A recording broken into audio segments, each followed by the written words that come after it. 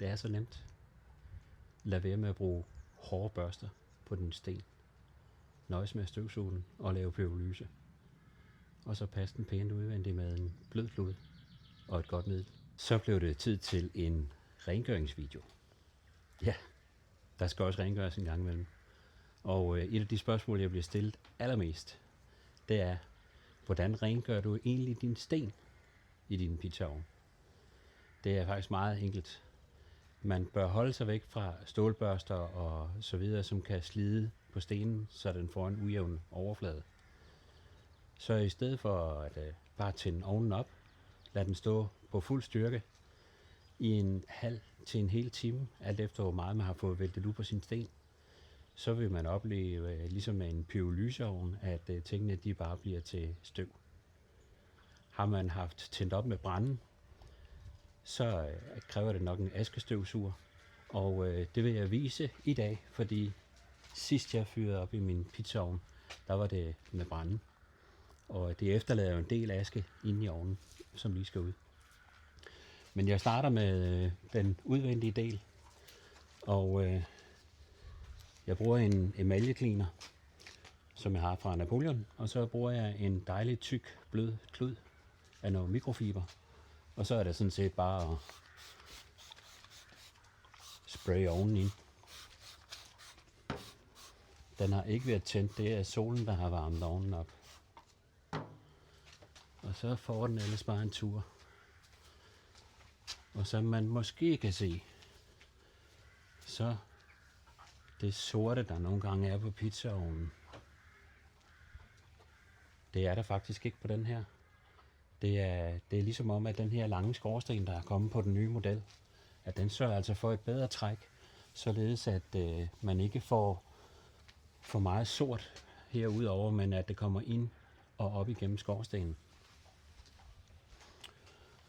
Når vi så er ved skorstenen, så kan jeg da lige fortælle, at skorstenen også en gang imellem lige skal tages af, og så børste med en skorstensfejerbørste kalder jeg den, en lang tynd børste.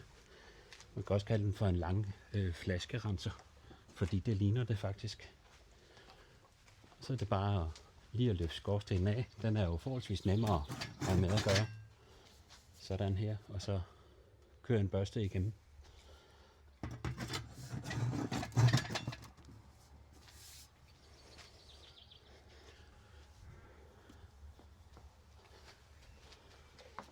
Som vi kan se, så bliver ovnen jo lynhurtigt meget, meget fin igen, og ligner nærmest den dag, den blev pakket ud. Understillet, den får samme tur, og jeg skal ikke trætte jer med at vise det hele nu. Men som I nok kan regne ud, så bruger jeg den samme spray og den samme klud til at få tørt det af. Men vi prøver at gå videre til den askestøvsugeren. Ja, så blev askestøvsugeren fundet frem. Og der er ikke noget, der er mere kedeligt end at se folk støvsuge, så jeg skal gøre det kort. Og da det støjer en del, så kan det godt være, at jeg lige dæmper lyden lidt.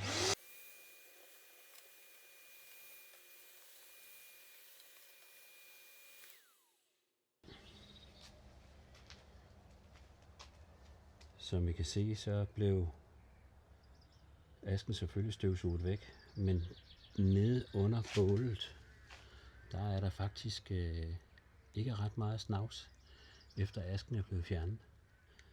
Så det eneste, der skal til nu, for at stenen den bliver helt ren igen, det er sådan set bare at tænde ovnen. Lad den stå og lave den pyrolyse, og så skal den nok blive rigtig fin igen. Det var lidt om rengøring, og lad være at lægge mere i det end det. Det er så nemt. Lad være med at bruge hårde børster på din sten. Nøjes med at støvsuge den og lave pyrolyse. Og så passe den pænt udvendigt med en blød klud og et godt middel.